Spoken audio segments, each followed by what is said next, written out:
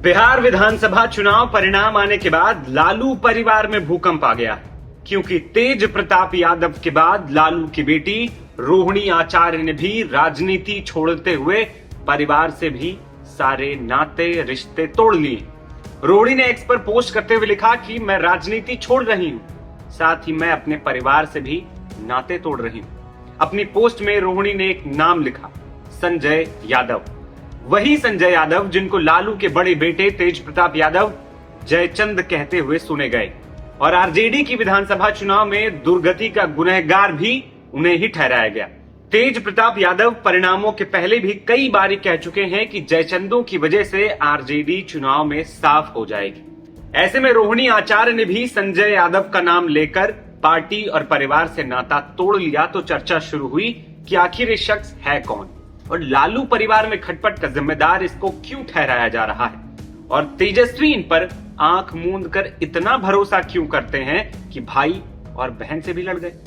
दरअसल संजय यादव तेजस्वी के मुख्य सलाहकार हैं और आरजेडी के राज्यसभा सांसद भी, जो ये तक तय करते हैं कि तेजस्वी किससे मुलाकात करेंगे, क्या ट्वीट करेंगे, यहां तक कि पार्टी की रणनीति और टिकट बंटवारे में भी इन भाई साहब का पूरा हस्तक्षेप रहता है, और तेजस्वी यादव उन पर आंख मूंद कर भरोसा भी करते।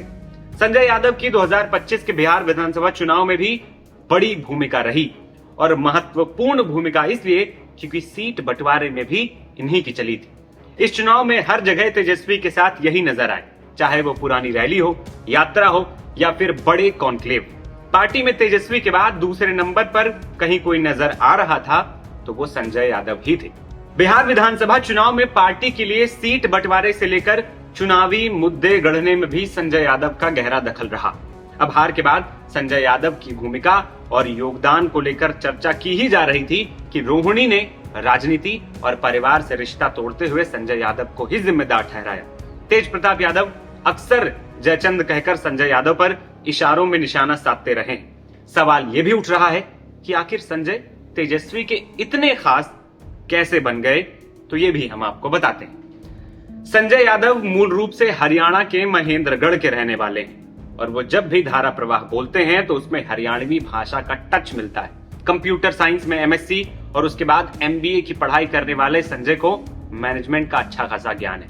डेटा एनालिसिस और मैनेजमेंट में माहिर संजय पहले एक प्राइवेट फर्म के लिए काम किया करते थे। संजय और तेजस्वी की दोस्ती बहुत पुरानी, दोनों की दिल्ली में पहली मुलाकात हुई। कहा तो यह भी जाता है कि दोनों पहले साथ में क्रिकेट खेला करते थे। साल 2012 से संजय यादव की धीरे धीरे आरजेडी में भी सक्रियता बढ़ने लगी थी, क्योंकि उसी समय से तेजस्वी ने उनसे राजनीतिक मामलों पर राय या सलाह लेनी भी शुरू कर दी थी। फिर तेजस्वी ने उन्हें फुल टाइम पार्टी से जुड़कर काम करने का ऑफर दिया, और संजय यादव पूरी तैयारी के साथ पटना पहुंचे, और साल 2024 में संजय यादव को तेजस्वी ने राज्यसभा भी भेज दिया। जब आरजेडी के अंदर संजय यादव की बढ़ती ताकतें सामने आई तो कुछ नेताओं और पारिवारिक सदस्यों ने भी इस पर नाराजगी जताई। तेज प्रताप यादव लगातार संजय यादव की भूमिका पर सवाल उठाते रहे।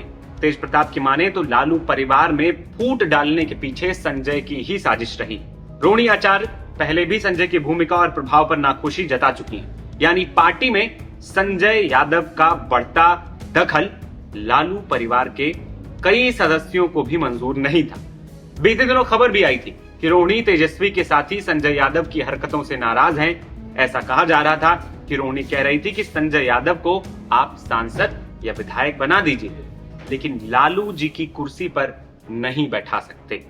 धीरे धीरे ये नाराजगी या यूं कहें कि चिंगारी ने आग का रूप अब ले लिया है। अब जैसे ही विधानसभा चुनाव में आरजेडी की दुर्गति हुई, रोहिणी आचार्य ने विस्फोट करते हुए पार्टी भी छोड़ी और परिवार से भी नाते रिश्ते सब तोड़ लिए।